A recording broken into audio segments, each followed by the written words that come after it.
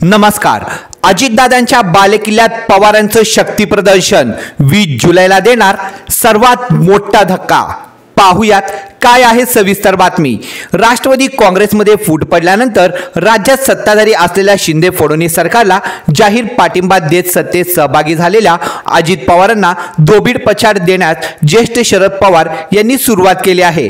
2 दिवसांपूर्वी उपमुख्यमंत्री अजित पवारांच्या आमदारांच्या मदतीने आपल्या खासदाराची वर्णी कर्ला येथील एकविरा देवी ट्रस्टवर लावण्यात यशस्वी झालेल्या शरद पवार यांनी आता अजित पवारांचा बालेकिल्ला अशी ओळख असलेल्या पिंपरी चिंचवडमध्ये लक्ष देण्यास सुरुवात केली आहे.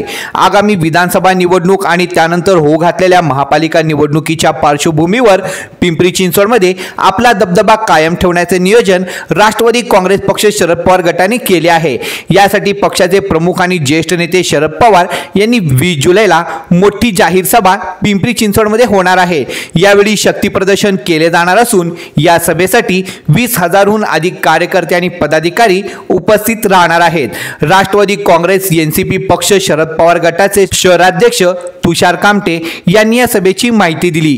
पक्षाचे प्रमुख आणि ज्येष्ठ नेते शरद पवार यांना मानणारे जुने आणि नवीन कार्यकर्ते आणि पदाधिकारी यांची मोड बांधण्यासाठी स्वतः पवार साहेब पिंपरी चिंचवड शहरात येत आहेत.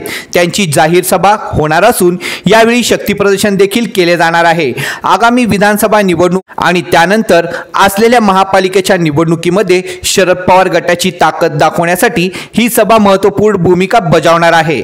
उपमुख्यमंत्री अजित पवार यांचा बालेकिल्ला म्हणून पिंपरी चिंचवडचे नाव घेतले जाते.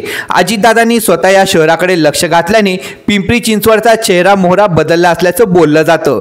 गेल्या वर्षी राष्ट्रवादी काँग्रेसमधून महत्त्वाच्या नेत्यांना घेऊन राज्यात सत्तेत सहभागी झालेल्या अजित पवार यांना नुकत्याच झालेल्या लोकसभेच्या निवडणुकीत जोरदार धक्का बसला आहे. लोकसभेच्या निवडणुकीत मतदारांनी दिलेला कौल लक्षात घेता निवडणुकीपूर्वी अजित पवारांच्या मागे उभे असलेले अनेक माजी आमदार, नगरसेवक, पदाधिकारी आता शरद पवार यांच्याकडे जाण्याच्या तयारीत असल्याची माहिती समोर आली आहे.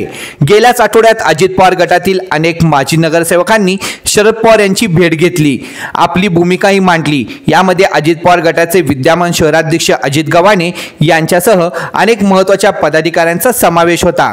आगामी विधानसभा निवडणूक तसेच महापालिका निवडणुकीच्या पार्श्वभूमीवर पिंपरी चिंचवडमध्ये पक्षाची ताकद आणखीन वाढावी यासाठी आता ज्येष्ठ नेते शरद पवार यांनी मैदानात उतरण्याचा निर्णय घेतला आहे. याचीच एक सुरुवात म्हणून शरद पवार साहेबांची ही जाहीर सभा आयोजित करण्यात आली आहे. या सभेत अजितदादांना मानणारे अनेक मागील नगरसेवक, पदाधिकारी पवार साहेबांच्या बाजूने उभे असतील असा दावा शरद पवार गटाच्या स्थानिक पदाधिकाऱ्यांकडून केला जात आहे.